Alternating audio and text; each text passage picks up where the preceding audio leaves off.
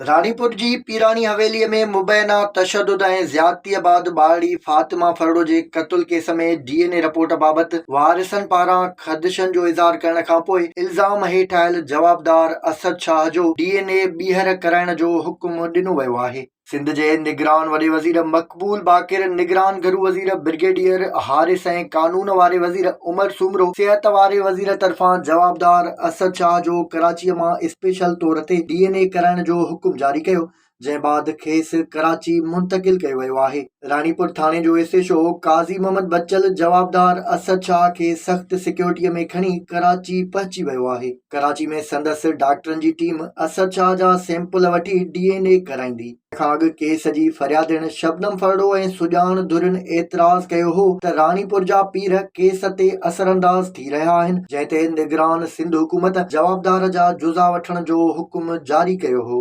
जवाबदार असद शाह हिन वक़्ति कराचीअ में मौजूद आहे। फातिमा फरड़ो केस में SSP मीर रोहिल खोसो अवामी आवाज़ पारां राब्ते करण ते ॿुधायो त सोशल मीडिया ते हलंदड़ ख़बरूं बेबुनियाद आहिनि। इन ॻाल्हि खां मञण खां बि इनकार कयो त जवाबदार असद शाह खे कराची मुंतक़िल कयो वियो आहे। संदसि चवणो हो त असद शाह खे कराची मुंतक़िल नाहे कयो वियो, न ई का DNA रिपोर्ट आई आहे। हुन चयो त पुलिस ते अॻु ई इल्ज़ाम लॻी रहिया आहिनि त पुलिस केस खे ड्रेग ॾिए थी ऐं जवाबदार खे हल्को हथ रखी रही आहे। ॿिए पासे SSP जो जवाब वधीक शक शुबा पैदा करे रहियो आहे। पुलिस जे सीनियर ऑफिसर खे हाई प्रोफाइल केस बाबति ॼाण न हुजण हैरत जोगी ॻाल्हि आहे।